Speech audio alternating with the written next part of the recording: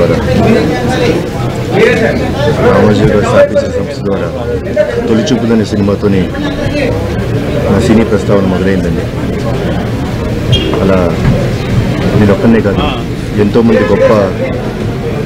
ఎంతోమంది సినీ తారులకి అవకాశం ఇచ్చి, ఎంతోమంది దర్శకులకు, ఎంతోమంది రైటర్స్కి అవకాశం ఇచ్చిన గొప్ప సంస్థ.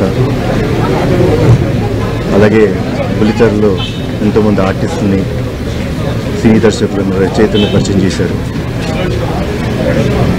ఈనాడు దినపత్రిక ద్వారా న్యూస్ మనకి చేరువ చేశారు.